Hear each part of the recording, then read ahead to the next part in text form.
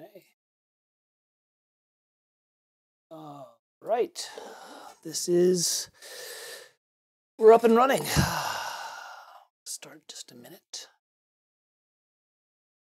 I'm going to pop out the chat window, do my thing, put it over here.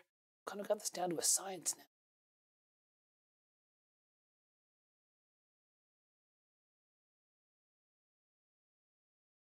now. Alrighty. We'll start in a couple minutes. Oh, it's been a while since I've done a Farkle Friday, and not in a bad way. Just let me just make sure that I'm properly streaming. I think I am. Everything's good. The encoder's set up.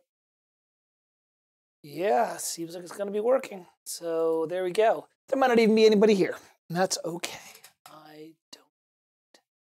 I would love for people to be here, but if not a big deal. Boot up contact, get all that thing going.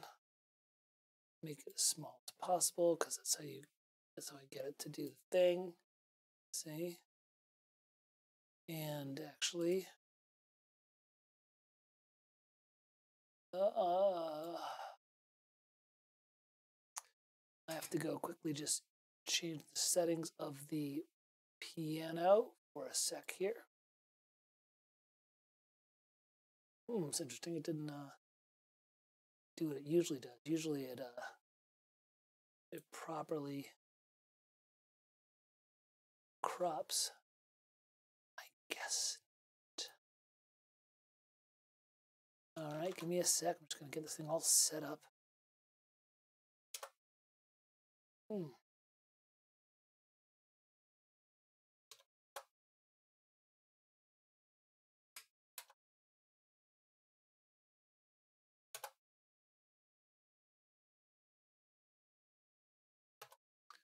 One thing I forgot to do is to check the contact piano for this. There we go. Very good. That will definitely work. All right.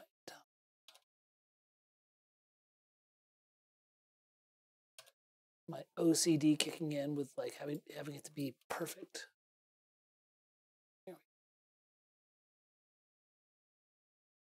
All right. Well, let me first see if anybody wants to come in on this. This is kind of a quick 15 with Farkle. I'm going to talk about. We'll start in a couple minutes. I'm just kind of enjoying a beverage right now. We'll see what's happening over in Discord land. If anybody's hopping in. Okay.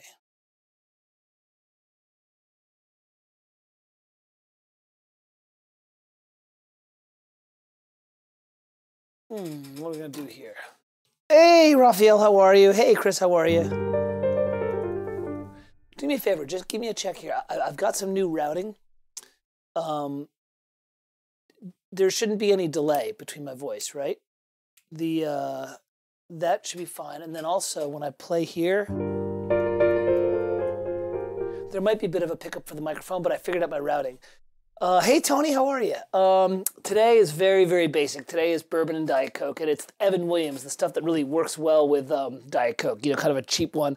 It's been a long week, man. I've just been doing a long week, and I've been spending all day today working on my new orchestral template, just balancing winds, and just finished the trumpets and got them to a good place, and it just is maddening.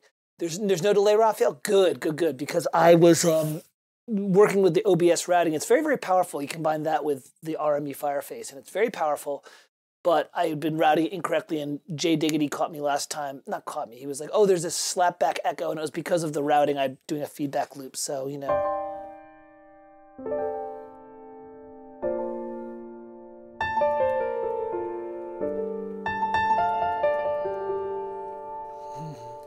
Talking about... Yeah, that's right. Volume is good.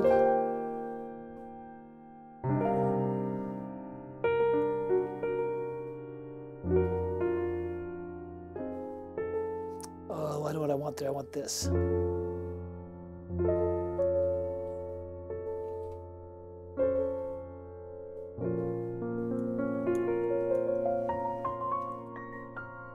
Raphael, pouring a double single malt. Ooh, very nice, Raphael. What are you doing right now? What kind of what area of Scotland are you grabbing? Most people, so I'm gonna, start when Chillbot first kind of turned me back onto Scotch.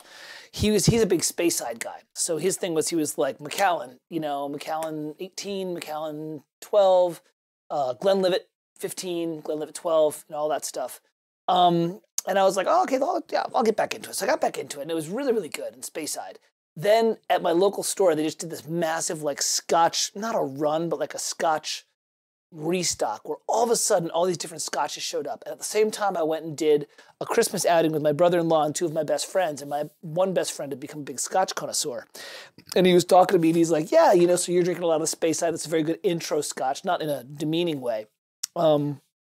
He said, it's a good intro Scotch. It's not too beat up on your tongue. And he's like, but you really want to try there's the Highland area, the Speyside, the Isla. It's spelled Islay, but it's pronounced Isla.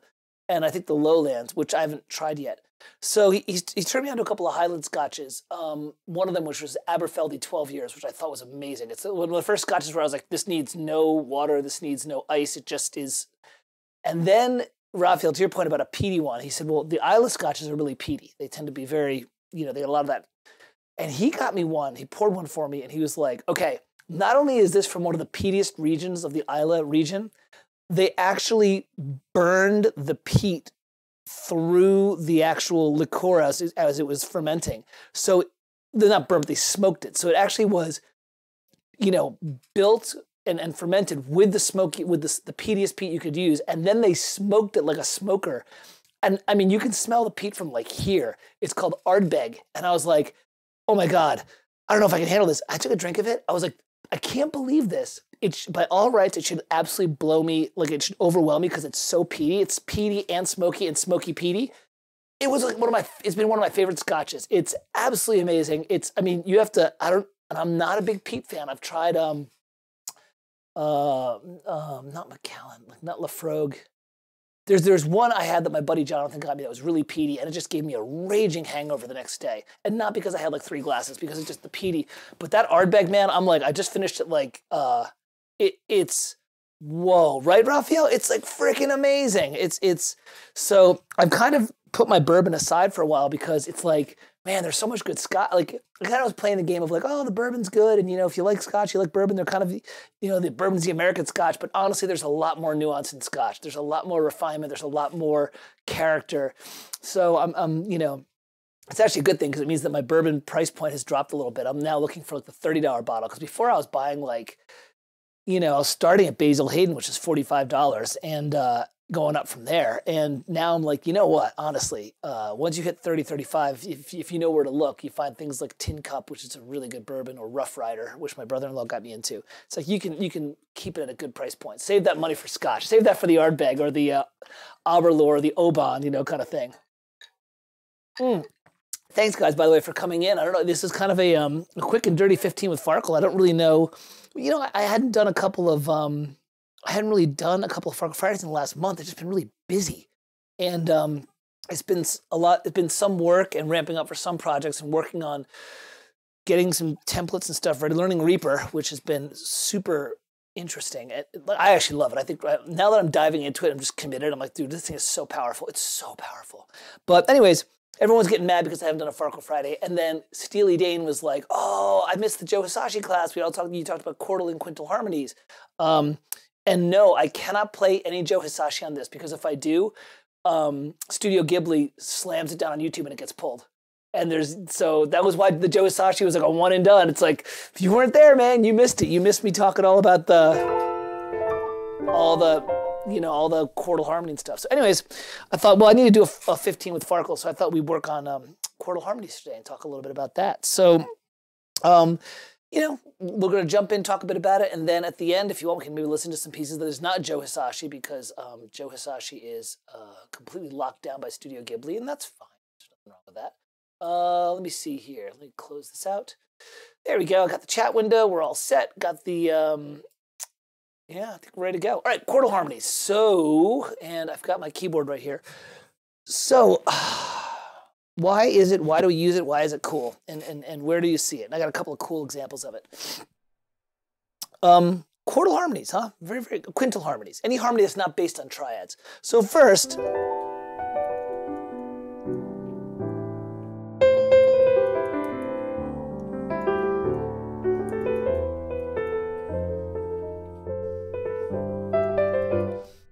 man, this Alicia's keys is solid.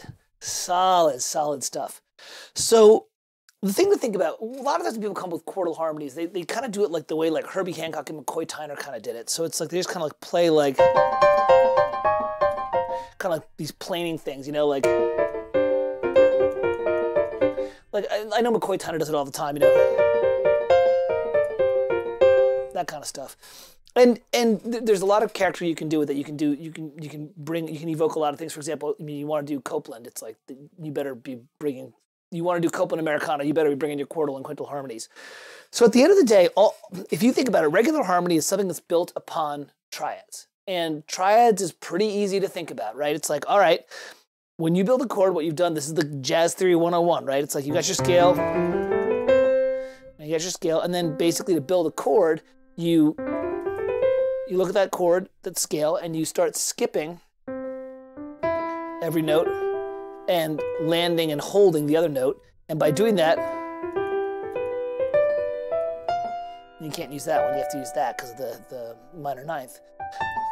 You can build chords, all right? And they're all based upon what is called tertiary harmony or triadic harmony, okay? And the most basic one is the triad. And then you can add the 7th, and you can add the 9th, you can add the sharp 11th, 13th, and you can, you know, do it in minor. Okay, and that's really cool. The reason tertiary harmony kind of feels so nice is that it's based on the overtones. Nothing if not consistent. It's based on the overtone series. If you look at the overtone series, look at the very first 3 or 4 partials. It is the root, the 5th, and the 3rd, and then the flat 7 shows up, and then it kind of goes from there. But that's why the triad feels so good. I mean, it's the laws of physics, right? Now, what happens if you, instead of skipping every note, you skip every 2 notes?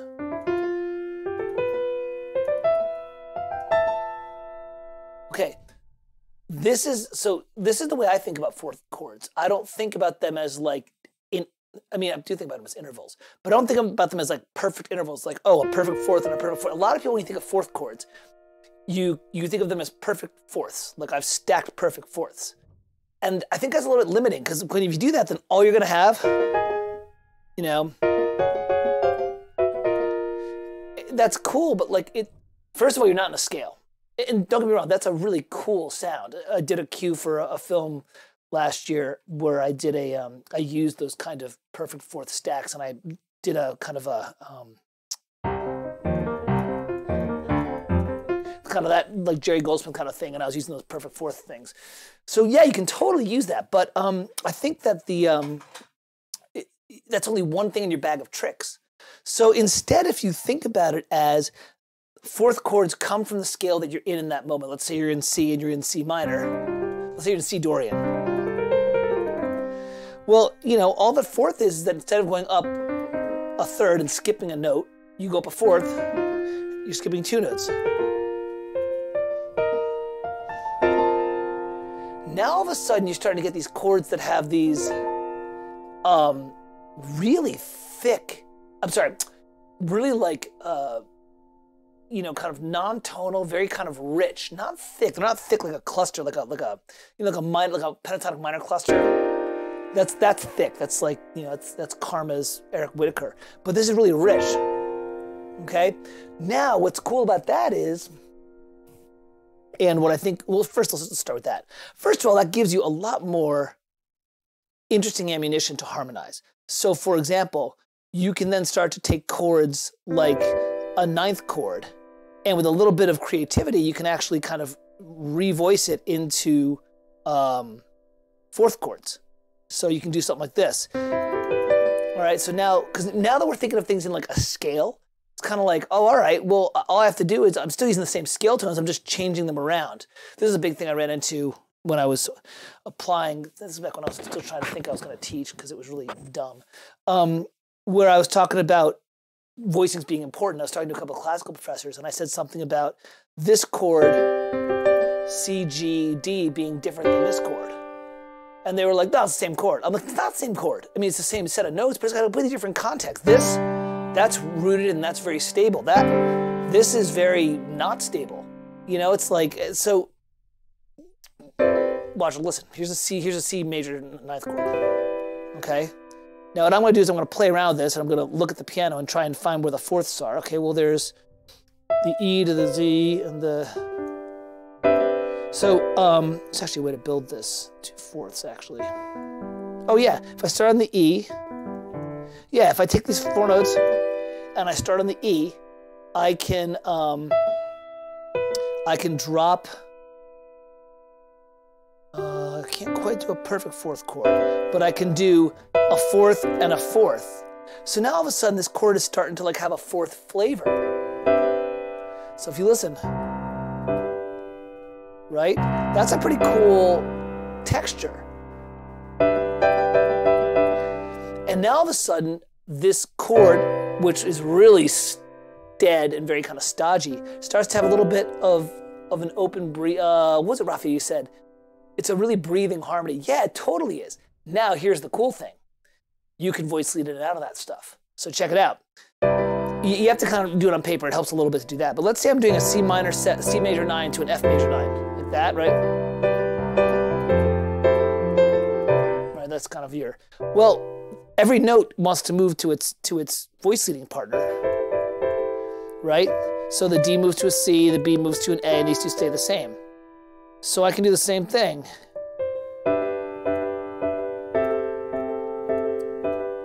See what I did? That D wants to move to a C, but I just brought the D down here. So you got this. Sorry.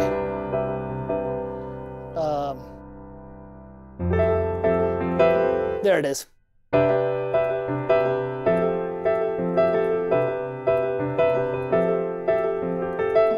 Okay. So the reason I like that is when you think about harmony in that way, you actually gain the ability that I personally want as a composer, which is how do I voice lead in and out of that thing? You know, I don't want to play random Quartal stacks. You know what I mean? Isn't it called Quartal harmony? Sure, yeah, it's called Quartal harmony. Harmony in fourths, Quartal harmony. It depends upon who you read. You know, I think Persichetti calls it Quartal harmony. It's, you know, whatever. In EIS we call it harmony in fourths. It's all kind of variations. You know, what's in a name? A rose by any other color, right? But you'll notice that by thinking about it in terms of I'm revoicing, you know, stacks of chords in such ways that I can build fourths, then I start to be able to voice lead stuff, and that's pretty cool. At the same token, by building my chordal harmony out of the scale, I can get interesting colors that aren't those perfect fourth stacks. So for example, let's say I'm doing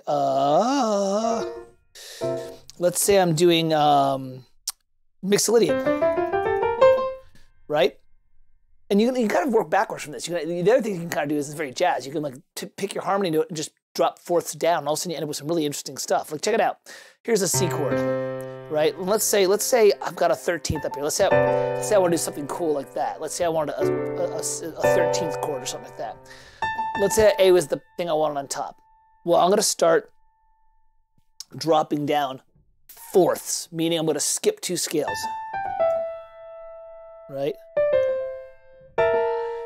Oh, so there's my A, that drops down to an E, that's a fourth.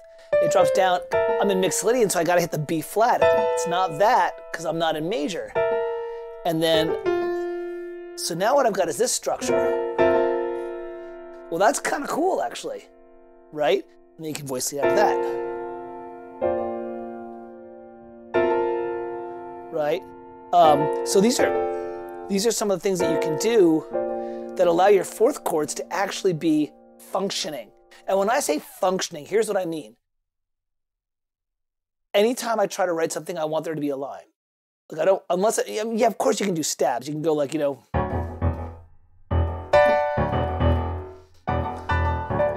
that's a jazz. But whenever possible, I want it to function, meaning it needs to be able to come from somewhere and go from somewhere. So, hey John, what's going on? So this allows you, since I know this is the 13th, I know this is the 3rd, I know this is the 7th, I know this is the 11th, I can actually do some actual voice leading in and out of this kind of stuff. Oops, I want to do this. Nope, I want to do this. That's a plain. Oh, no, it's not. That's good. Yeah, I can voice lead out of that. So you can start to build those things. Okay, so you may say, that's really, really cool. How do you use it? Well, I like the fact that this is 15 with Farkle because I only have to talk about it a little bit. First, I need another beverage. Everybody, drink them if you got them.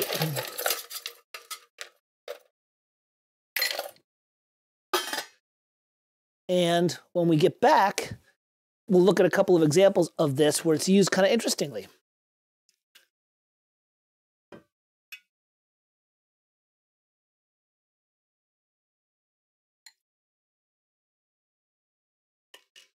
All right. So, some things that you can do, some things that, and I've been playing around with this. I'm trying to kind of develop my Joe Hisashi voice. So I can't play this piece. I physically cannot play this on YouTube or this whole thing will get pulled. But I'm gonna slightly mangle it, not on purpose, just because I can't remember it perfectly. But this is kind of like the, you know what I'm doing here.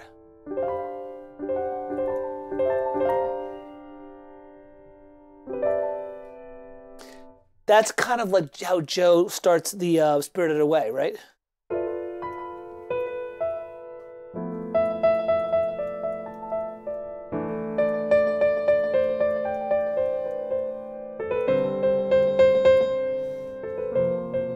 Something like that, right? But that opening, kind of these things, right? Okay, so let's say, for example, I want to do something like that.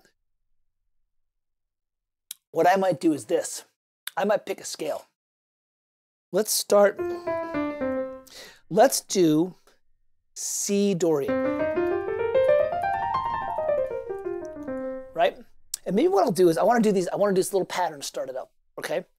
And I'm going to make it quartal because that's kind of cool. So what I'll do is I've got my 7 notes, and let's say I'm just going to move F, B flat, D, C. And then that'll be the end of the opening phrase. And then I'll move into the main theme from there. So I've got bum, bum, bum, bum. Maybe what I'll do is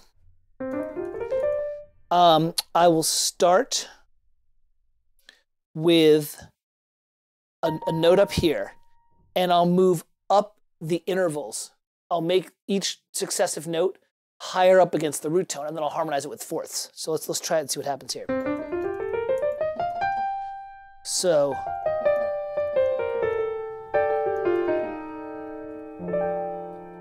Okay, so there's the first one, right? So there's my, right? This is my F root, and I've got these, and then I'm gonna go to an E flat, right?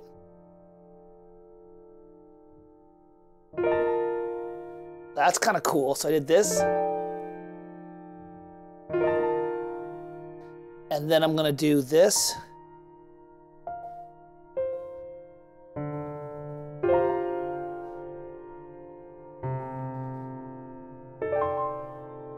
Whoa, I just built a pseudo Hisashi piece. That was kind of cool, right? So what did I do again? No, that wasn't it. Something like that? No. Oh, it started here, that's why. Yeah, there it was. Something like that, right?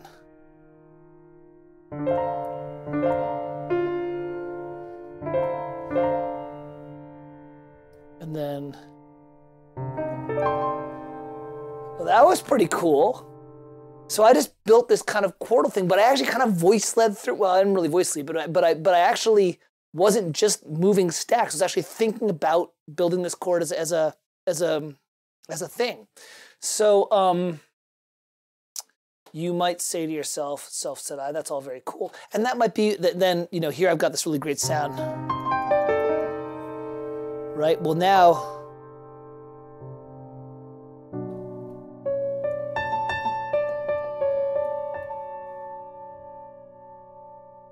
I do this.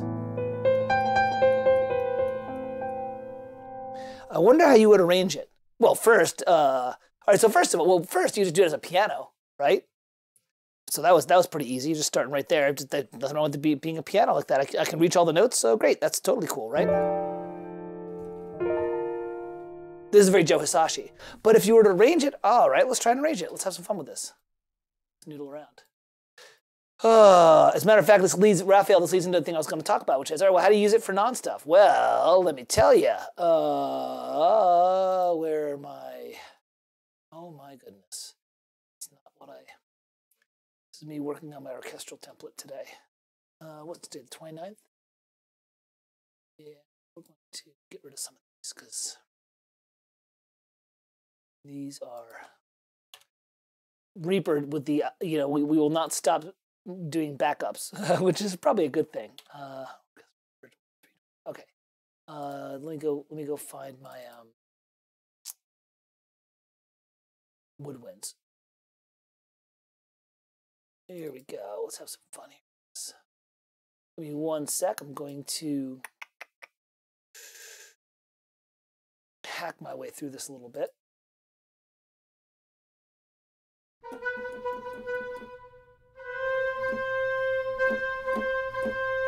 That's close enough. Hollywood wins. Hollywood wins is still good.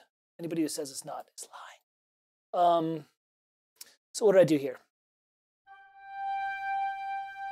I started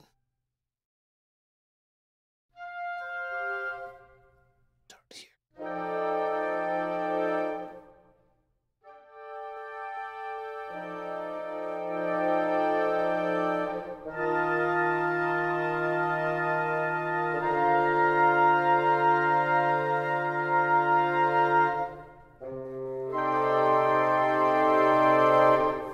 Do that. That'd be very cool. Actually, you know what I would do with this? No, you know what? I wouldn't do this with this. I would do it with this. I mean, if we're gonna do his, well, now we're channeling Hisashi. So if we're channeling Hisashi, you're gonna go for concertino strings or non-concertino. You're gonna go for, you know, some sort of strings, and we're gonna go over here and mess with Albion and open up the outriggers, bring in some close mics. So, okay, so maybe we'll do this then. Yeah. And then we'll do it in 2 parts.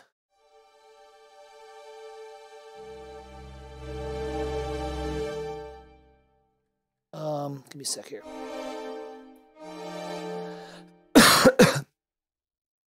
Maybe we'll do this.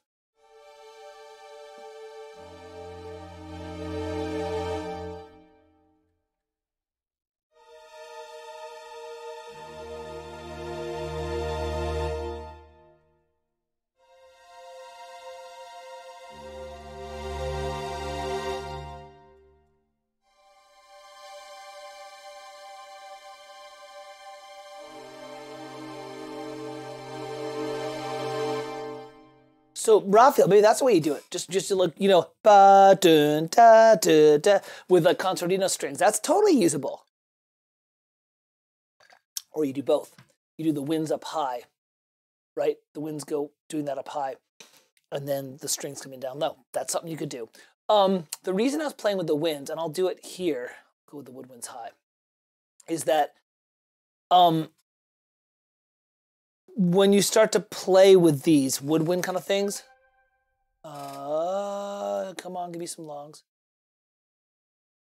Yeah, concertinos, like, you can never go wrong with concertino strings. I'm just, you know what? I'm trying to use more woodwinds in my writing because they're so freaking good. Nobody uses them.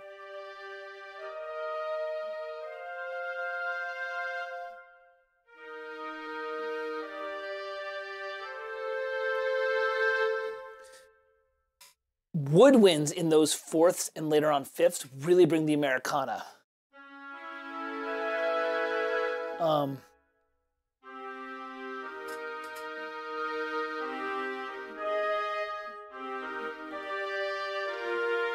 Yeah.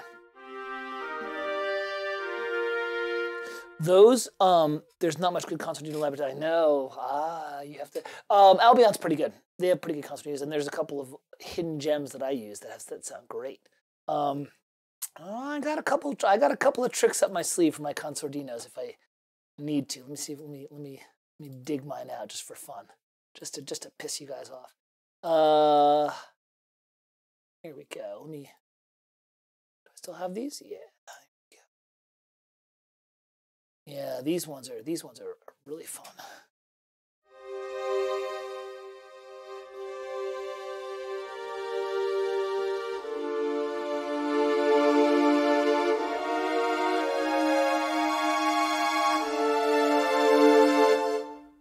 Those are really nice.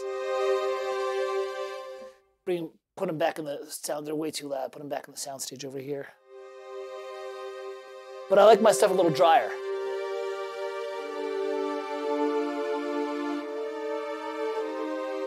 So there's my little concertina one. But you know, the Albion stuff is good. I need to. The legato is not good. Sorry, Karma. I know I always bust on it. The legato is not good, but the concertinas are pretty good. All right, so that would be an example of how you would arrange that out with the strings. Now that's the long, slow Joe Hisaishi thing. And I said also that Aaron Copeland, if you do that with winds, oh John, you know what they are, buddy. It's our old timer library. I'm going to help you when you find that old library. John, I'll help you build them. You got to find them though. I will when I get them into my template, I will put them in there because I program them. I like them too. They're very nice. You know who actually has good library? Who has good concertinos? You just have to program them. You have to like pull them out. Is 8Dio's Adagietto. They're actually got some pretty good concertinos. They're nice, but they're not well scripted, so they don't play well. All right, so fourth harmonies. So for example, the other thing you can see, Copeland uses these all the time. It is not Lass. It is not. Now you're all curious, aren't you? No, I actually pulled Lass from my rig entirely. The CDs are just sitting over there, the DVDs. I pulled Lass. I couldn't stand Lass. I didn't like the sound of it. I didn't like the tuning. So going back to these like woodwinds, the fourth harmonies, when you start to play with these things where you're not thinking in terms of pure fourths, but in a scale. So again, let's take this C Dorian, right?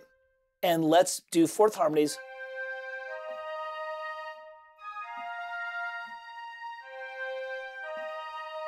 Oh, this is C Aeolian, sorry.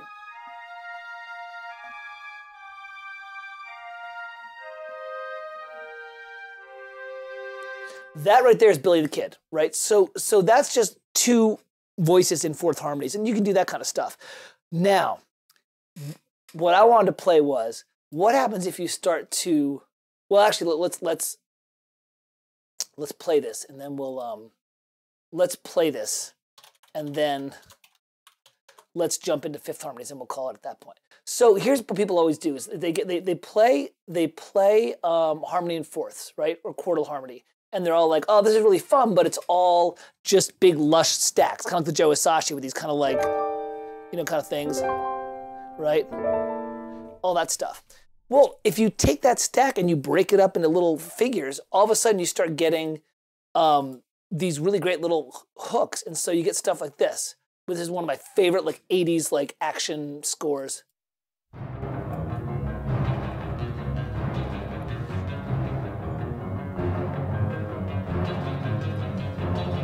So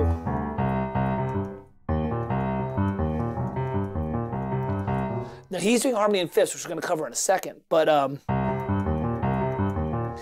and if you look at if you transcribe it out, you'll see it's basically like a C minor seventh chord, maybe a C minor ninth chord. But the way he's breaking out the arpeggios, the little ostinati, it's like fourths and fifths, right? And then you'll hear later on when he gets to the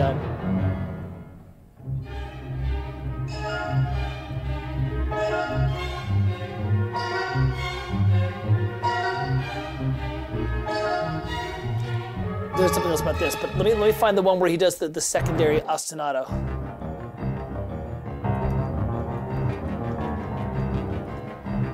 In there.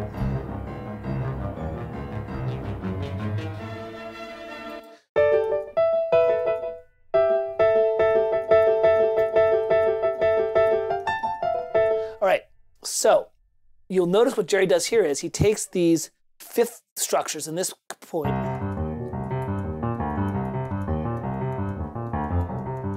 and basically turns into this little like kind of like looping figure. Then what he does is he takes this other one, something like that. I have it transcribed somewhere, but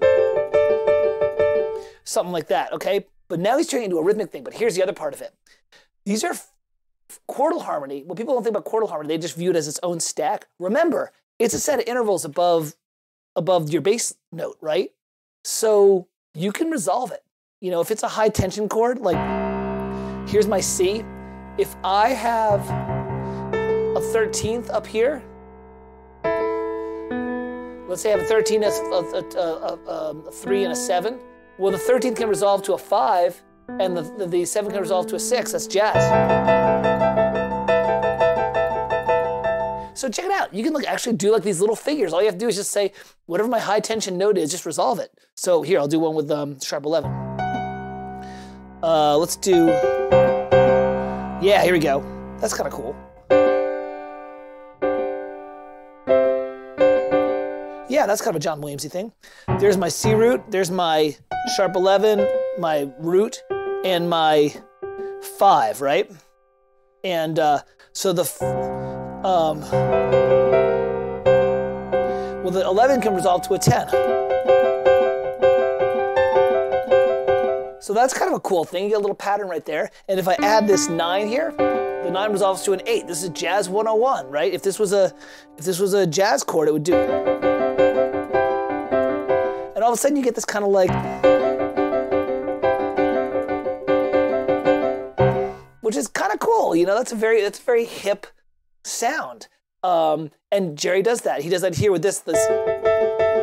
Now he's doing it as a fifth structure. But again, if you stop thinking of it as just like an isolated thing and start thinking of it like part of this harmony, there's some sort of, you know, bass note underneath that's giving it some context, right?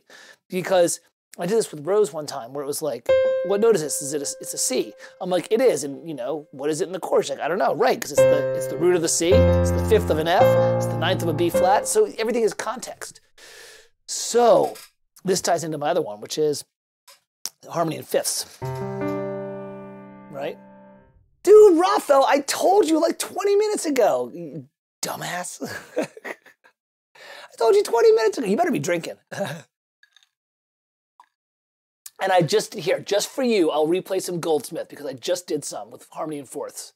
Quartal harmony. Frickin' Goldsmith. Look, let's just raise a glass to frickin' Goldsmith. He's so good. Such energy. He's like Stravinsky, but like hip and accessible.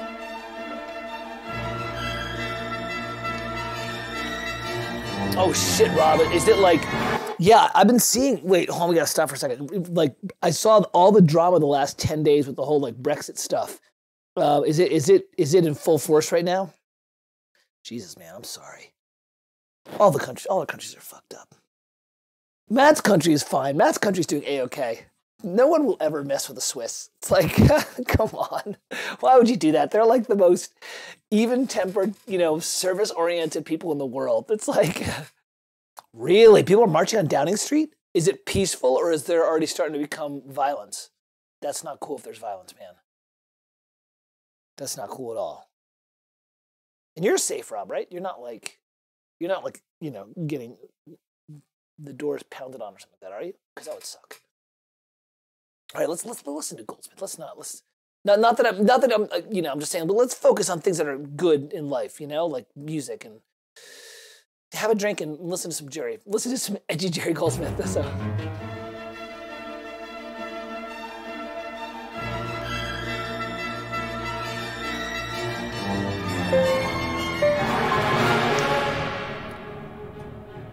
Good, I'm glad you're safe.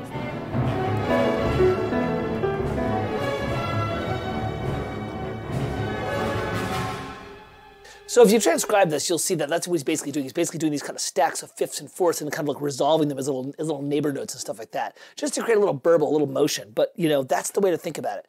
So going to harmony in fifths with that, because he's doing this, something like that. Might be that at the end. I don't know. I can't remember. Yeah, it's so freaking awesome, dude. Jerry at First Blood is just like so. Oh, dude,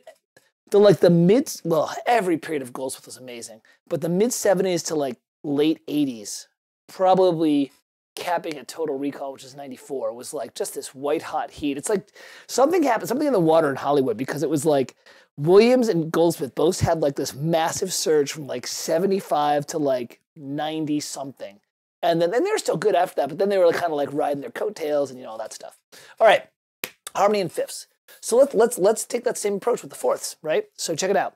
We've seen this 1,000 times. Root third, root fifth third, right? Right.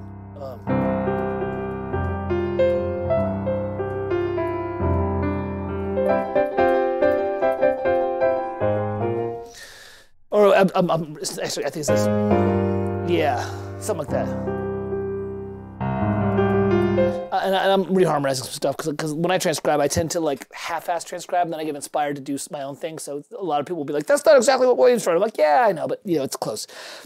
However, one thing that's very cool, so let's think again about harmony in fifths. Well, when you think about the first interval, you got your bass and your fifth. You got your root and your fifth, right? That's a huge thing all the time. Power fifths. Okay, cool. So you're already starting to build harmony in fifths. Well, if you build that second one, if you look, that second fifth is just a neighbor note to the third. Okay? So, oh, Brad, what's going on, man? Oh, I see. You just heard me totally mangle Johnny's, you know, Harry Potter. That was pretty good, though.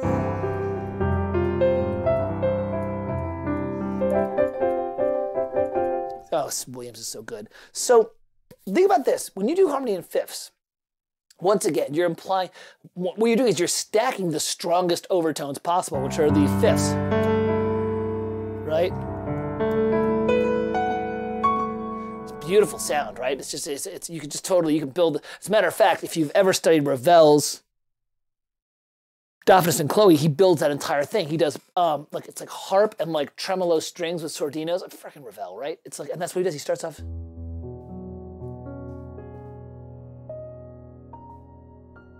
then it's like he does that whole. I mean, that whole thing, right? It's like, I mean, actually, the whole beginning of Ravel's Daphnis and Chloe is literally Quintal harmony and Quartal harmony. It's like, that's literally him playing around with that stuff, and he's just doing this kind of resolution thing with it.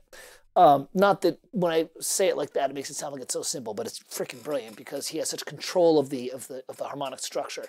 Here's what I'm getting at. I've got my C, I've got my G, I've got my D, right? Well, the D is really kind of the neighbor note to the E. It's the ninth. So if at any point I'm playing, this is one way I like to think of fifth harmony in fifths, and I really want to reinforce this low feeling, I might swap that third for the ninth and get that kind of open stacked fifth sound. Well, where would you use it? Well, first of all, this is one of the tricks that I do whenever I want to avoid having the third in the bass and the fourth in the melody because it sounds crappy. So if I'm doing, that's awful. So what I'll do is,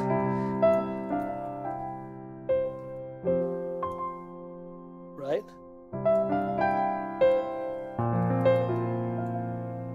So what I did right there was I used that fifth as a kind of little neighbor thing. Second, anytime I'm building one of those classic Jerry Goldsmith, James Horner big sounds here, just swap out the third for the second. It's a warm, it's an open sound. You hear it all the times in film scores, especially film scores that channel Americana, or my favorite, films that channel sci-fi. I don't know why, but for some reason the stacked fifth in the whole Star Trek thing. There's the Last Starfighter, right? There's your G. Raphael and Wayne, I'm gonna answer that in a second, because that's a really important point. It's sort of like using a sus2. Kind of.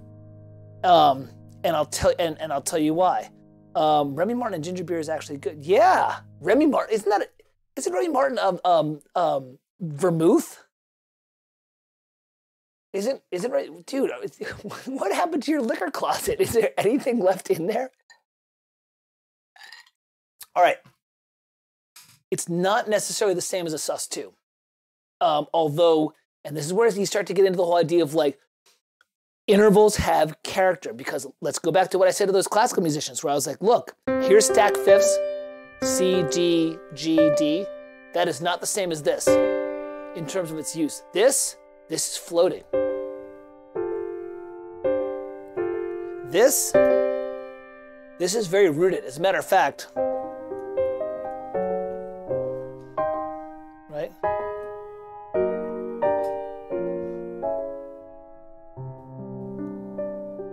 That's how he ends it. Sus 2 in fifth sounds more stable than a minor chord. Yes, because you are reinforcing the fundamental overtones. There's your first fifth, there's your second fifth. Don't get me wrong. As a matter of fact, this is tying into how to think about harmony in fifths, or a quintal harmony, if you're just getting into it. Well, one nice thing you can do is you can say to yourself, anytime you're playing in close voicing and you're starting to mess around with sus chords, like sus 4s and sus 2s, start moving around the intervals to create fifths. Okay, here's a great example.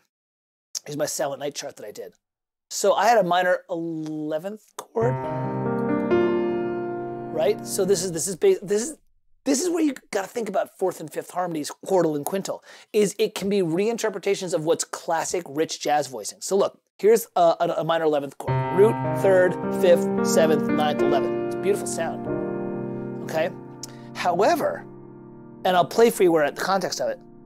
If I start moving notes up an octave, okay, watch this. I'll start moving notes up an octave. All right, watch this. This F goes up here, right? Now I'm going to take this B flat and bring this up an octave. See how I brought this B flat up here? Now I'm going to take this E flat and bring it up here. Now what I've got down here is, right? 3 fifths. 3 fifths. Still an 11th chord. Same 6 notes, but now here it is in triads. Stacked fifths. So I get to my stacked fifths a lot of times by thinking about the chord that I'm on. So now let me show you how I did this. It was Silent Night.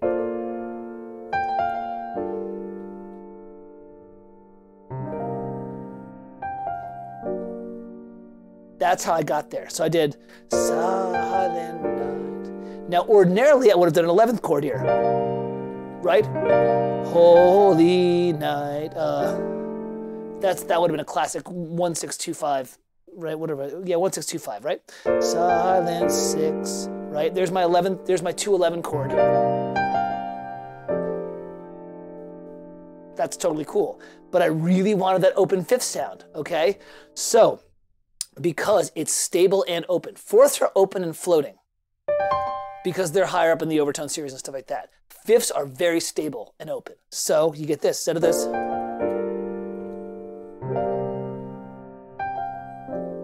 Now I get this.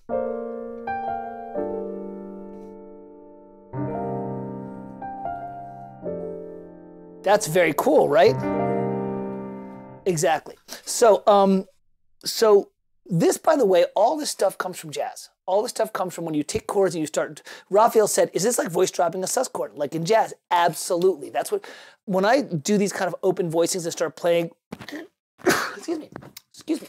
When I start playing with these open voicings and messing around with them, I more often than not am starting from a traditional closed position, triadic jazz right hand structure, and then I start dropping notes around, just playing, you know. So here's like a D minor 7 chord, you know. There's my drop there, you know. There's my drop there. There's this, you know. You start to play around with it a little bit. Yeah, Rob. One of the things I love about it is there's a semitone in the middle, and it's so cool. And if you really want to be sexy, you save the semitone for a later rhythm. So you go like this.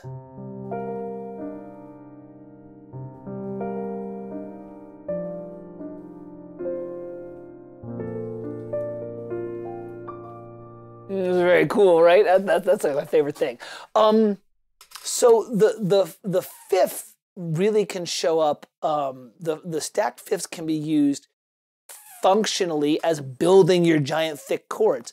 But what I think is the best about it is that whatever you're doing, what I like to use the fifths is when I'm doing these kind of low, warm brass sounds, swapping the third or the 10th for the fifth. And it's a big sci-fi sound. I'm a huge Star Trek, Sequest, you know, Last Starfighter kind of stuff. So you'll get that stuff all the time where it's like, you know,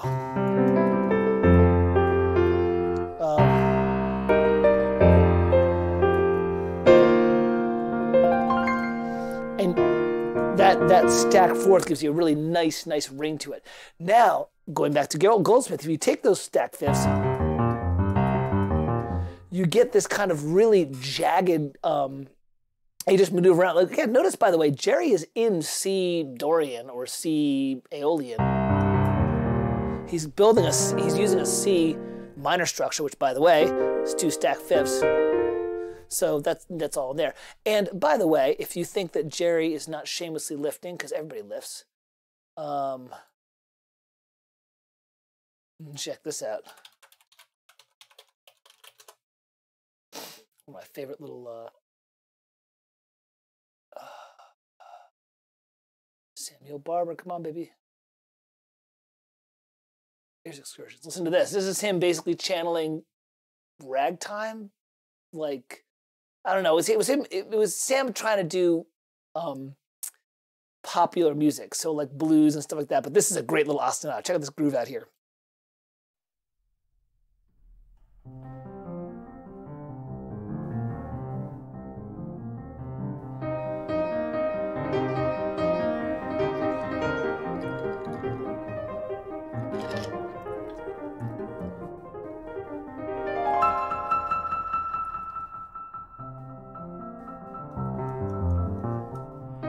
Yeah, so it's like, that's what it is.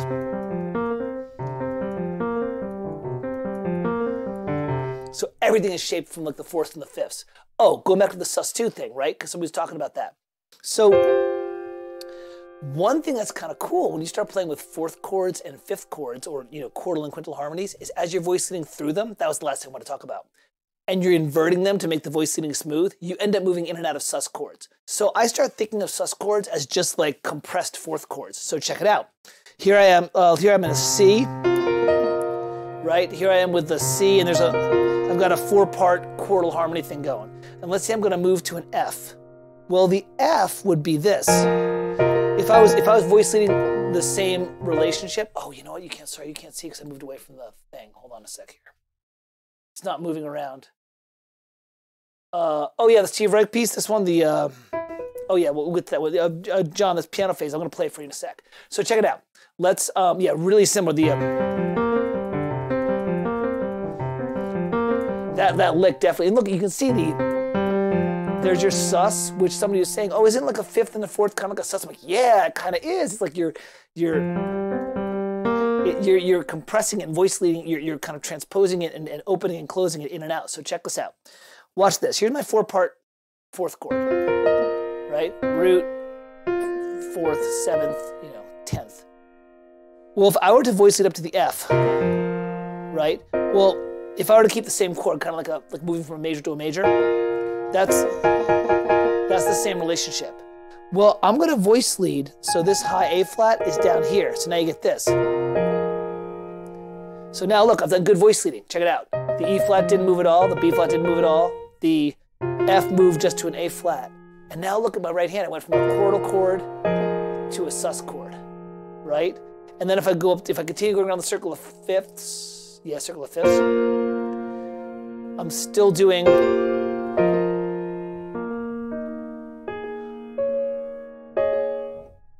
so, what am I doing here? And then, so if you'll notice, by thinking about what the chord would be and then kind of like inverting it, I can kind of get these really quick voice leads that get in and out of sus chords, but it's not sus chords, it's like voice-led quartal chords. Does that kind of make sense? So it's kind of cool. That kind of thing, right? And if you start doing EIS and you start moving in non-tonal gestures, you can start to get some really wild stuff. The Steve Reich piece is very cool because it is piano phase, and it's based upon two stacked fifths. It's actually, this is kind of a minor pentatonic, but here's what happens. It's really cool. This is just off topic. What Steve does in that one is he has two patterns. One is the right hand just going 1 and 2 and 3 and 1 and 2. So he was big in the whole like African drumming where it was like polyrhythms and like, you know, breaking stuff around. So this is, it sounds originally like I'm going 1 and 2 and 3, but the way if you write it out, it's like 1 and 2 and 3 and 1 and 2 and because the other hand is going 1 2 3 1 2 3. So you've got these perfect fifths in this kind of manner pentatonic. So the two patterns by themselves are very simple. This is the hallmark of minimalism. But when you put them together, so you got this, that's the right hand, and the left hand. And then you put them together, you get this.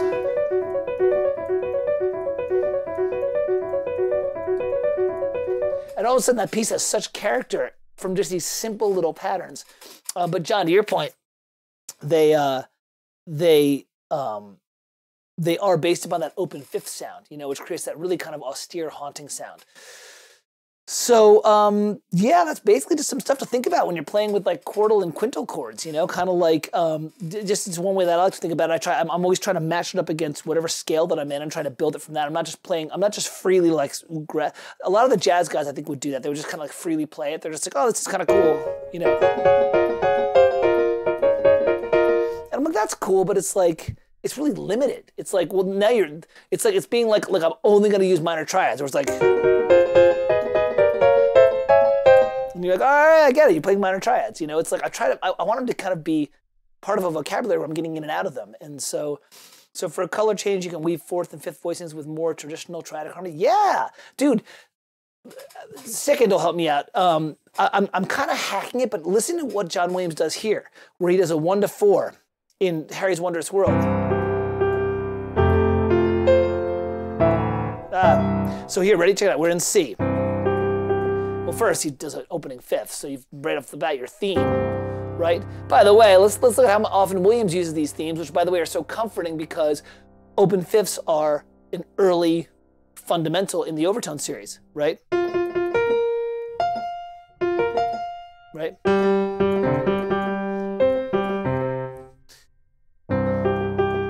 Right? I mean, you know. Now, what Goldsmith doesn't do it there. He does more scalar stuff. Going back to John Williams' Harry Potter, and I'm not doing this exactly right, but it's there. So he starts off. He's got the open triad, right? Now, let's just do a 1-4.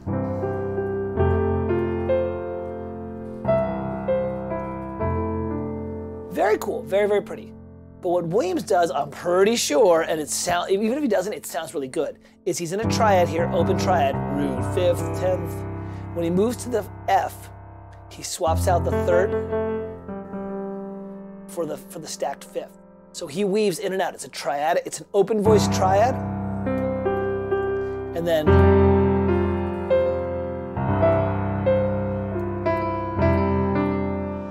look at this. He's got 4 voice stacked fifths. So you can absolutely weave in and out of that kind of stuff. Absolutely. But you have to understand internally what kind of color you want at that moment in time. Because the quartal and quintal harmony will open it up and get it really like big, open and spacious and a little bit austere. And then you can close back down. Let's go back to my thing. We're in classic triad harmony, right? Totally, this is like, it's rich, but it's like, oh yeah, this is like Bill Evans, you know? And then right there, that moment, it's like, whoa, that opened up. And then we're back in, right? Oh, I wrote it down so I wouldn't have to remember. Yeah, Wayne, that's the example that, and listen, film score analysis, you can chime in. I'm probably not doing it perfectly right, but you can hear, even if I didn't do it perfectly right, because like I kind of like took it when I was transcribing it and ran with it, that feeling is a great example of when the quintal harmony is certainly down the left hand, can just jump right in. The other one is Last Starfighter, and I know this happens. He starts off and he does, right? So what happens is he's got E flat, right, down on the left hand. This is all in the low brass, right? And he puts a third in the bass, right? Because it goes, boom, boom. That's like your classic 19th century voice leading from like Schumann and Schubert and all that stuff and Mendelssohn. So he's got this and look, he's going from 1 to 4. This is really, the left hand really is the E flat. It's really the 1. It's just in an inversion. Now, right there, I played your classic voice leading from my left hand from a 1 triad to a 4 triad in open voicing. And it sounds fine. But now what's happening is the melody is kind of like you want to send me the reduction of the HPQ on Discord? You're literally working on it right now? Are you serious? That's funny. How close was I? Does he do that stacked fifth, or is that just me inventing a Farkleism? Because sometimes I do that where I'm like, oh, he's doing something like this, and then I get all excited about it, and then I go off, and it's like, he didn't really do that. Because I also did something later on where I was transcribing, and it's not exactly right. I did this minor inflection because I was like thinking, and it's not quite right. Like if I was to really like transcribe, let's say I was doing like an actual takedown for like a wind band, that's not, the second part wasn't right. It was just me doing an interpretation of it. But let's go back to the Last Starfighter wing, because that's what you wanted to hear. Yeah, bro, send it over. We can check it out. Now, if I voice it where the third is in the left hand, I got that 7th, which is fine. It's kind of a little bit rough. But instead, if I keep that B flat, I get the stacked fifths, which is so warm and beautiful. And now the melody's getting doubled. See the difference?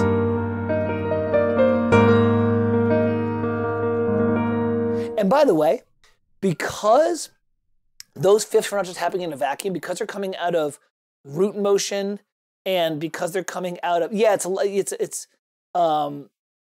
lot of suspended stuff. There's a lot of seconds and fourths. Exactly. That's what I'm getting at. That's a lot of Williams doing sus stuff. And honestly, what you saw now is harmony in fifths is a sus 4 with a drop voicing.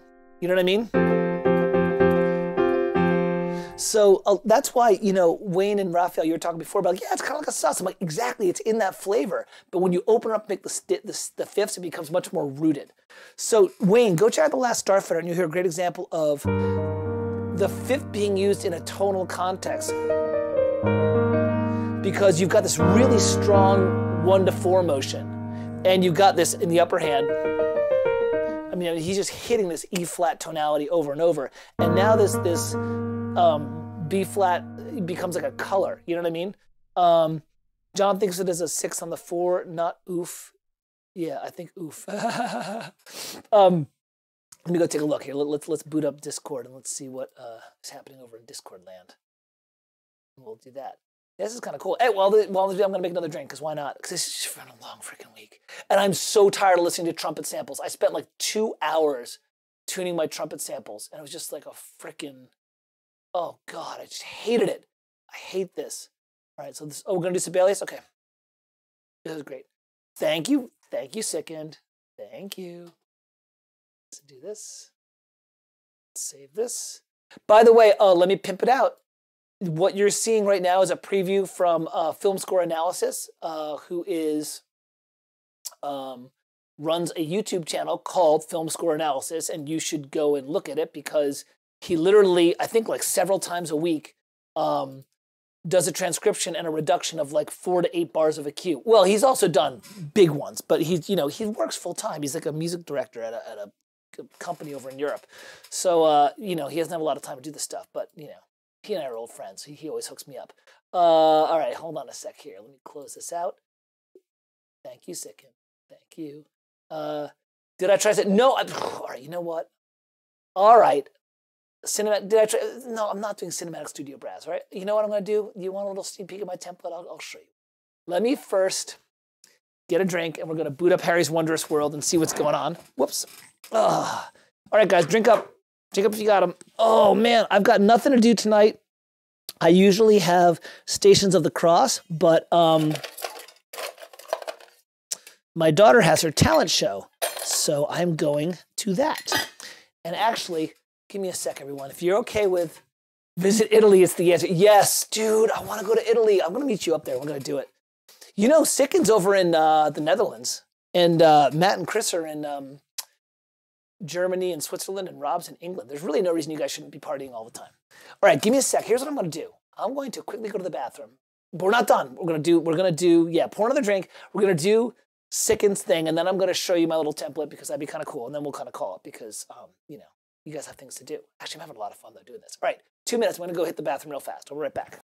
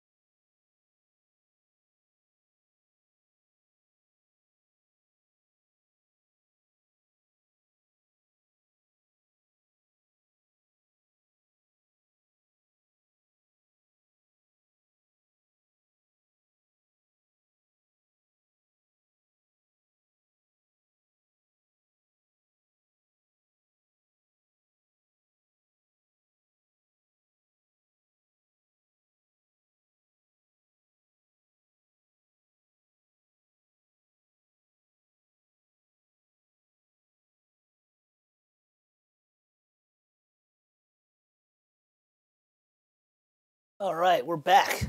I may have poured a double. Oh boy, this could be a bad Farkle Friday. I may have done a double. Oh boy, here we go. Let's see what's going on. All right. Let's,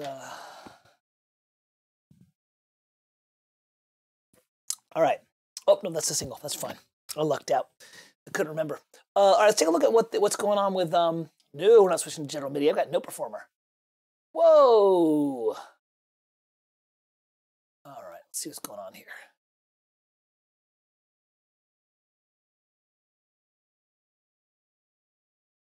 Oh, ooh, thank you so much for this. This is the, by the way, this is how you do. There it is. I was right. Oh yeah, and there's the A flat. I knew there was an A flat in there because it's a modal inflection, but I didn't know what the exact voicing was. That's what I do always. I'm being douche. I not be typing. Here's September. Yeah, Raphael, you're missing stuff, man. This is fun stuff. Well, it's also, I try to have this stuff be like this. Look, theory is important, and I do like it. And I'm a total theory nerd, man. I'm like, I keep on reading stuff about theory all the time. Farkle Friday, the dark side, the Fark side. No, it's fine. Hey, this is, nobody judge Sickened on this because he's doing it as a favor to us to get a cool little like, hey, this is what's going on with this. Remember, he's going to do the full thing in a couple of days and he's going to post it. So it's like, don't be a dick and be like, it doesn't look good. But if you look here, check it out. So there's it's the root 5th, 10th that I just played. Okay, he added the 4th trombone doubles the 5th, of course, because that's how you fill out the harmony. And then, sorry, over here. And then look here what it does. Okay, he adds the 9th there. He doesn't put the G there, huh? Doesn't do that? Interesting. Okay, yeah, but look, there's the 9th and the 5th. So he's got that like stacked harmony in 5ths, right? And you can hear it like this.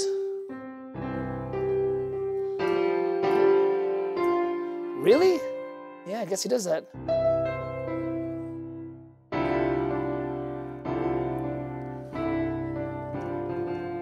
Interesting, he doubles the harmony there. All right, so, but you get the point of what he's doing there. There's the stacked 5ths just minus the G in there. I'm actually surprised he doesn't put the G in there. Oh, there he does. He puts it in there. Look, see? So here's the C, there's the G, there's the F. Oh, he's missing the D. Interesting. Whatever. I told you, it's like I kind of hacked my way through it, you know? But you can see the warmth of it, okay? And going back to, we talked about the susses. The susses are very neutral and very enjoyable. And part of the reason they're very enjoyable is because they are somewhat floating in terms of they're not really triadic. And they also allow you to revoice things in a quartal and quintal context, which is pretty interesting. Yeah, so there's a great example. There it is right there. I was pretty darn close. Actually, this is almost exactly what I was doing. It's just that Johnny has the G up here and I put it down there. If I were to write it, and not that I'm being like, oh, I would do it differently. I'm saying, look, based on my training and how I think about music, I do this. I take the G and I put it down here because I like those stacked fifths. Guess what? I'm a composer. I get to choose what I like. And I did that in the Alpha Star.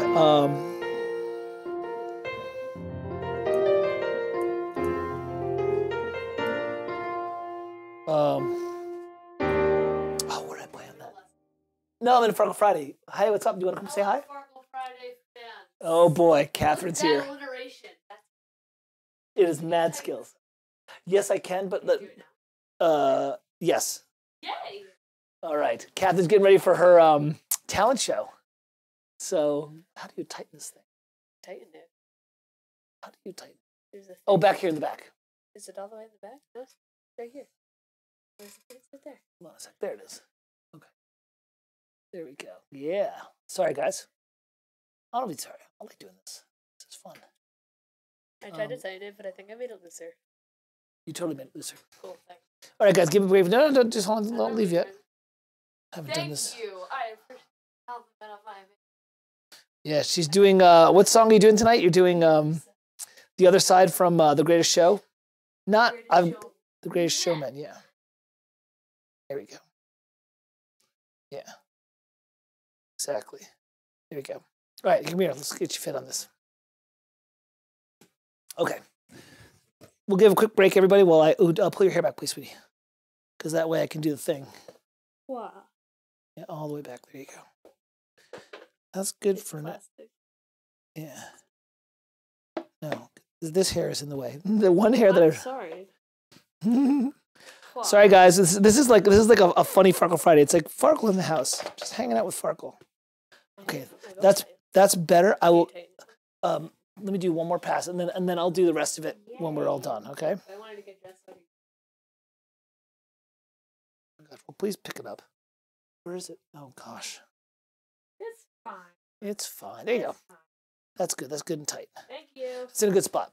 All right. Have fun. I'll be down in a bit. I'm gonna finish hanging out with these guys. All those sus chords. Yes. Go play Fortnite and enjoy. You look good. You look real good. I can't wait to watch you rock it. Oh, adjust your bow tie. It drifted off to the side. Yeah, there you go. Oh, yeah, did you get the gum? Okay. Bye. Never a dull day with the Farkle. She looks good. She looks really good. She's gonna do great. She's got the whole. She's been practicing the dance moves. She's got the whole like back and forth thing. It's gonna be very, very cool. So yeah, there's a great example of this using this sus chord. Where else does Johnny do it? Johnny does it all over the place. Jerry does it too, I think.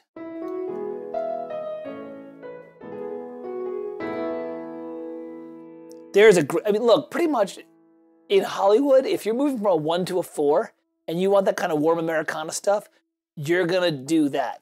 You're gonna do that, swapping out the third for the second and making it kind of a quintal thing. Before we jump into me showing Raphael what I'm using for my brass, let me play for you one more reason you'd use four. Now, what happens if you combine the two? Well, come on.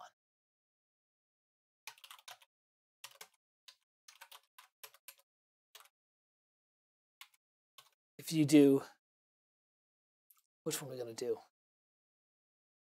Leonard Slock in Detroit? Yeah, that's probably pretty good.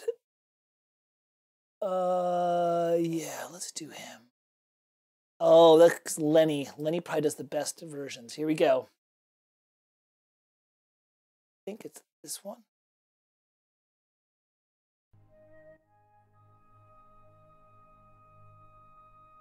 If you put them together, fourths and fifths, you might get something like this. Here's an example of putting it all together.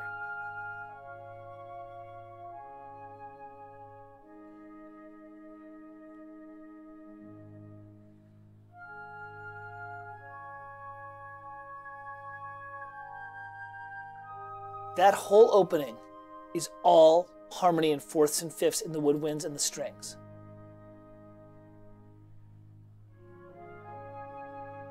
It's absolutely beautiful. If you have not studied Copeland, then you are doing yourself an immense disservice. Everything about this chunk right here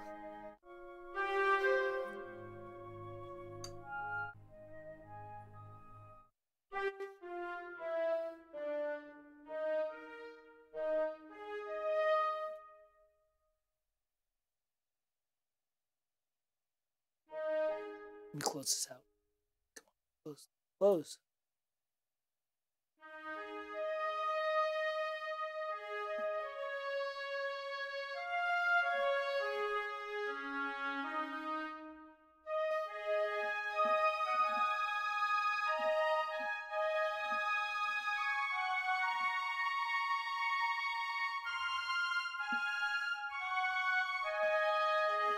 All these open sounds right here, okay? Let's listen to this.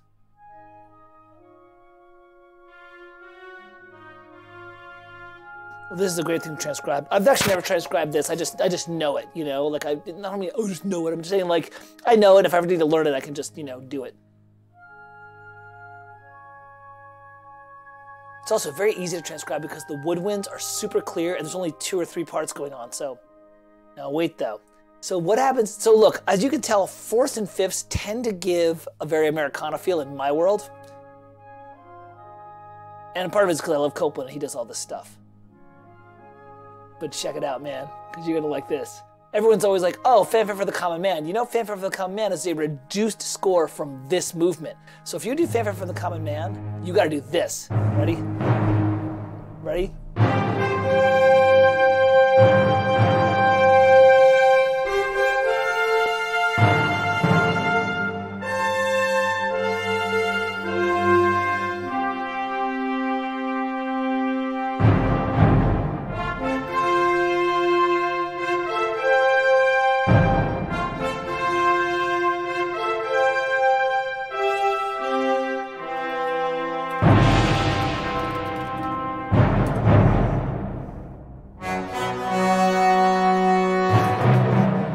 Timpani do it. That's brass writing, man. That's frickin' brass writing.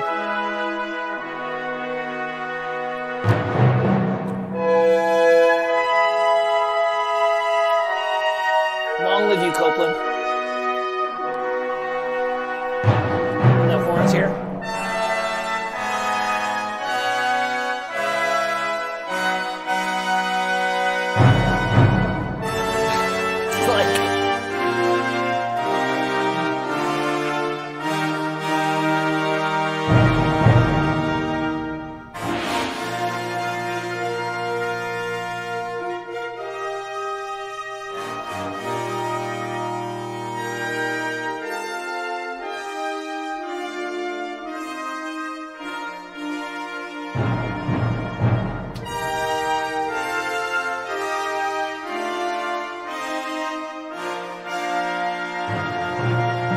For it.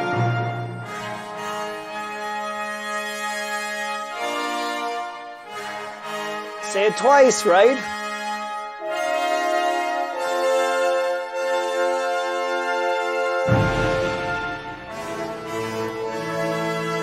I mean, he just goes.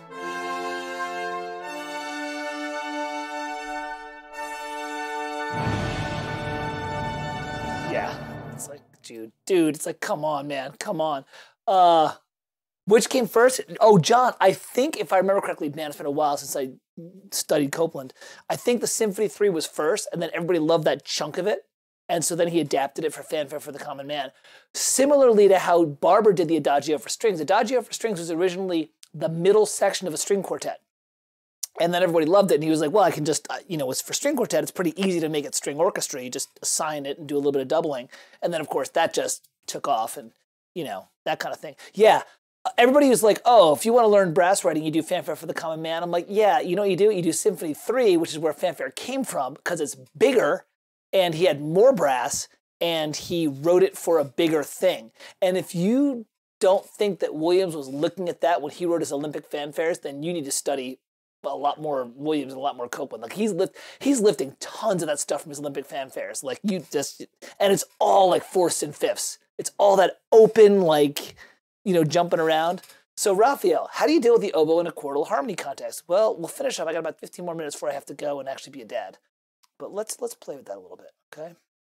Let's have some fun with that. That was a pretty cool piece, isn't it? Copeland, Symphony Number 3. It's the fourth movement, but the whole thing is amazing. So yeah, it's so good. It's like, jeez, this is the hell that I'm in right now. John knows, he's doing the same thing in England. This is the hell that we're in right now, which is freaking balancing our template. This is absolute hell on earth. I'm going to keep talking because I think it's going to work. I have. I'm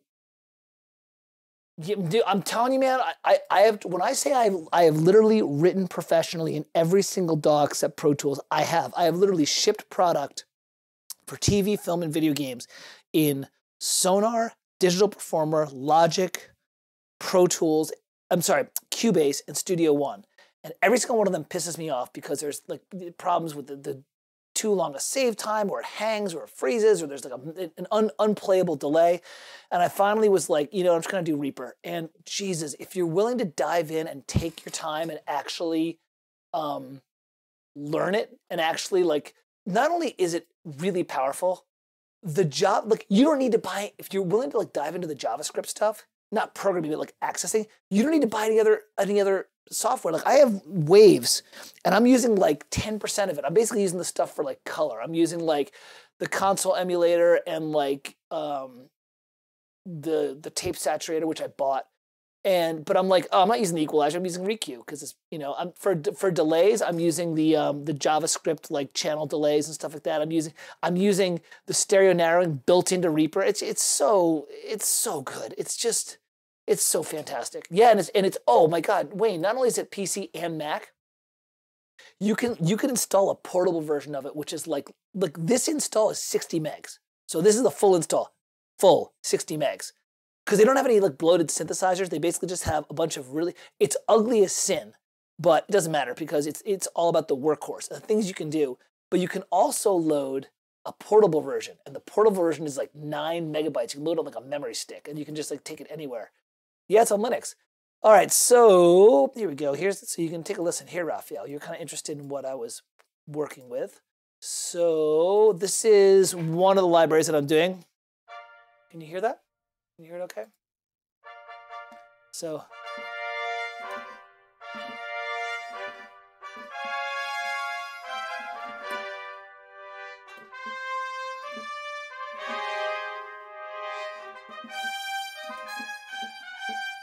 that's one of them. Here's another one that I'm working on, right?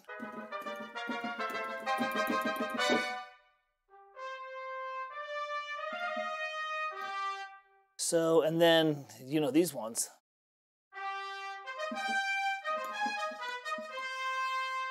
So these are the libraries that I'm using, and I love them. And what I like about them is I can stack. This is where the power comes from, because I can stack them for color. So if I want to do, and look, all I've done right now is level balance them. I still have to kind of like do some mixing to put them in their space, but they, yeah, I mean, look, I'm using Reticulate. I built this custom thing for myself.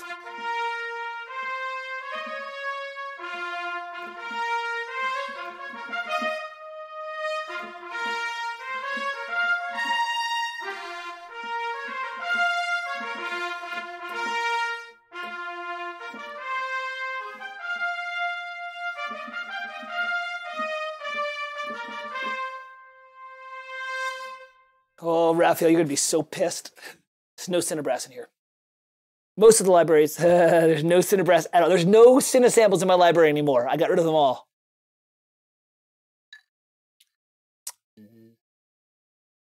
Nope. Cinebrass sucks. I got rid of it. It is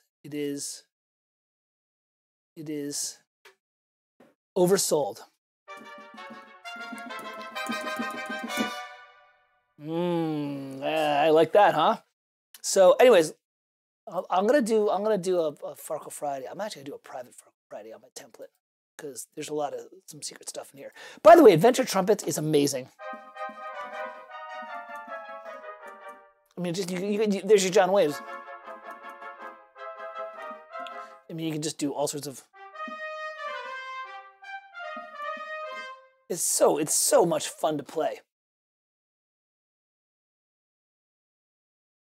Yep, I will tell you, I know for a fact there is absolutely no Cinebrass in here. And let me see if I have. Oh, it's muted. Let's see if I've got this set up yet. Do I have this set up yet? I just loaded these up, so they're not balanced yet.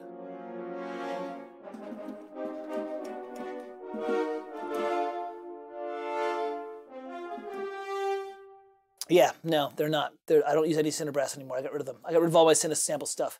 And I love the mics. I'm friends with Mike Patty. He's a great guy. Just, there's something that I needed that was. So, but back to your point. Let's play this for a little bit here. You were saying, how does an oboe work in a Quartal context, right? So, Raphael, you don't have to worry. Raphael, I'm messing with you. This is it drives Karma nuts. This is one of my little secret weapons that I talk about. To make a long story short, I dig up old libraries that aren't even being made anymore, and I reprogram them. So and you know what, Raphael, you bring up a good point, which is the energy for the queue doesn't come from a single library, it comes from the stack. But you got to be careful because it's really easy to get too big too quickly. So if I do my stack, and everyone says, and I agree, it's not like, oh, it's like 30 trumpets playing. I'm like, it's not 30 trumpets playing, but if you're not careful, you can make the soundstage too thick, and that's what I'm kind of dealing with right now. Where if I do, here's like my Star Trek theme, and I've now got like, 3 libraries all going that are all recorded in a pretty wet stage.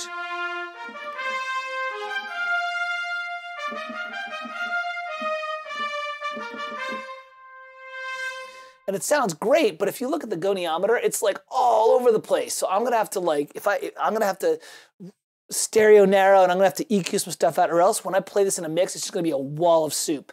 That's kind of what's taking so long with this. And plus, they all need to play nice with each other.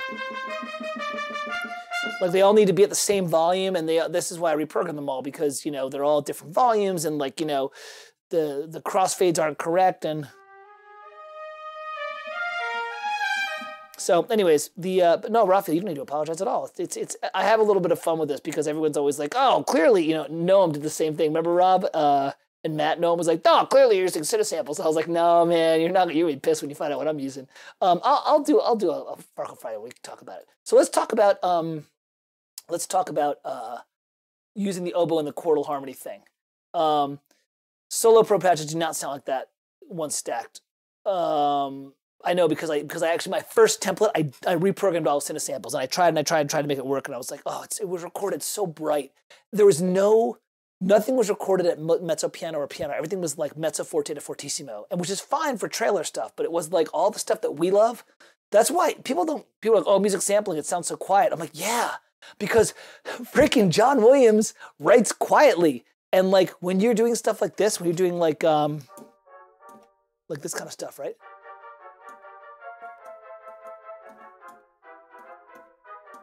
That's freaking mezzo piano. He doesn't do that. He saves that. He's always just like. So I wrote my stuff to be like that. So when I do my stuff, and even this one, this library was actually recorded a little too hot. So that's why I have different libraries, because this one is actually a little better. That has that nice, that nice little like pop, pop, pop. That's the feel you want. That's that kind of feeling of like pop, pop, pop, pop, pop, that you want, different performances and all that stuff.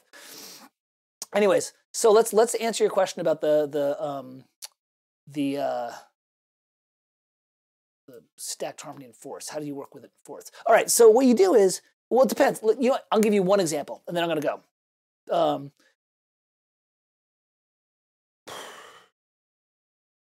gonna start with the flute. when I'm doing something like this, and this is what I love to do, is to write the kind of stuff like this. I will do some sort of line where I'm using a lot of fourths and fifths for Americana, right?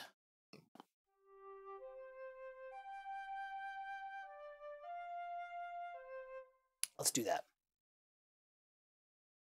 Then what I'll do is I'll harmonize it under, I'll be using fourths and fifths for the melodic line, and then oh shoot. I want the flute, not the piccolo.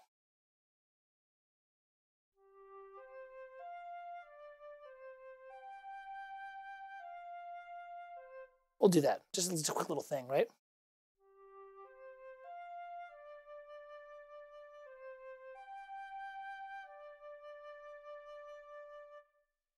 Okay.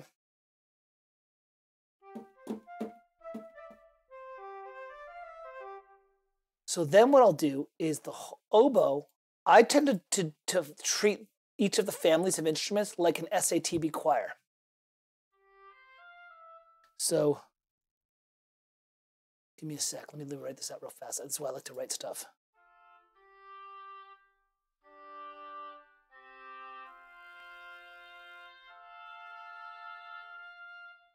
Let me listen.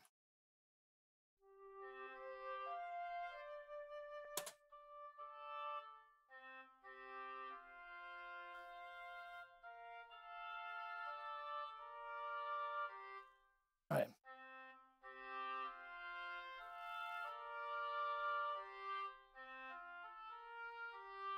Notice what I'm doing. I'm looking for like fourths and fifths under this. Jeez, that's why you write it down. This is why it's so much easier.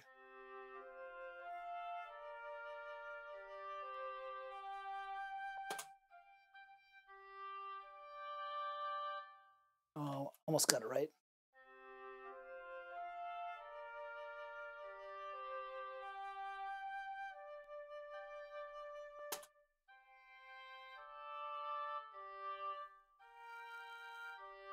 There we go.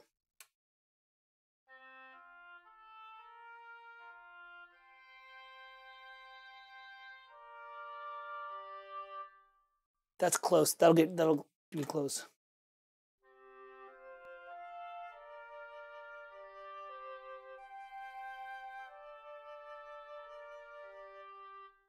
There we go, Raphael. So look what I did there. Here's how I would use oboe. All right. What I did here, and let me just give me a sec here. Let me just boost this because it's really quiet because I'm, trying to. Let me just boost this a little bit, okay? So you can hear what I'm doing, right?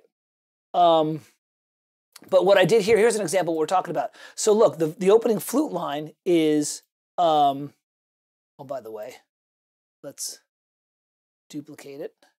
And then we duplicate it. Let's copy it here. And then let's transpose it because that's going to be a common thing you'll hear. So notice what I'm doing, Raphael, is you heard that flute. I was doing lots of fourths and fifths. And then what I was doing was I was kind of harmonizing it underneath and trying to find shapes where both the oboe was doing fourths and fifths and it was landing on fourths and fifths. Not all the time, like a little seasoned to taste kind of thing. How do I know how to do that? Well, you transcribe some Copeland and you get that, but now you get this.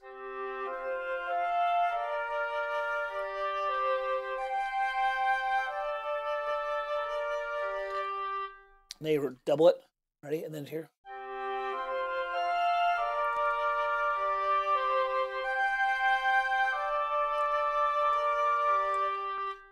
And you know what? Let's really do some variety here.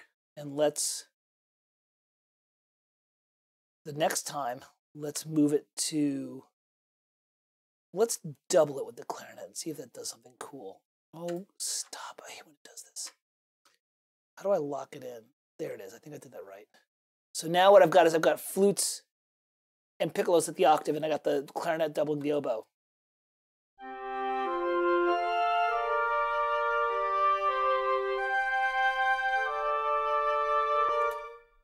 And the clarinet's too loud. That's why you can't do this. That's why you can't do this and just copy stuff. Oh, let's talk about that. You can't, because when you play it in by itself, there we go. That's going to be much more appropriate. And the oboe would pull back too. That's why you can't copy and paste this stuff when you're doing these mock-ups. Because look, The oboe is going to pull back the second time because it looks at the sheet music or the conductor and it's going to say, oh, you realize there's a clarinet playing with you now and you probably need to, you know, ease up a little bit on the volume.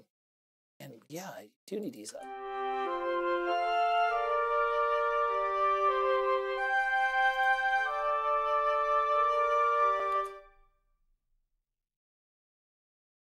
That's the problem. There we go. All right, let's listen to it again. Rough, I'm all over the place now, but check it out. So here's a use of the harmonies in this whole thing, okay? Check it out.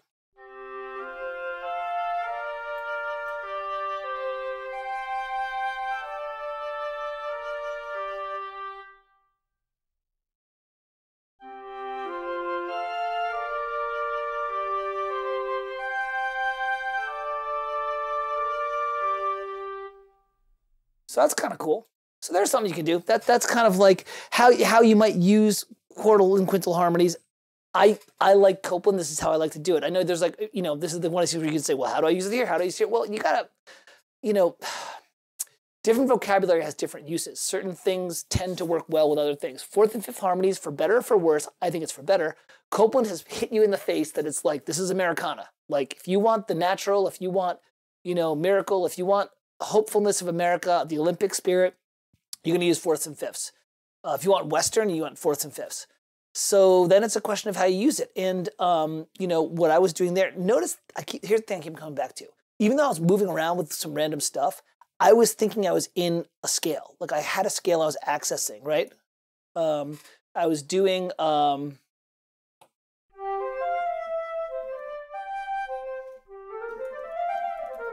I was doing a Mixolydian scale, you know, a Mixolydian mode. So I still restricted my access. I wasn't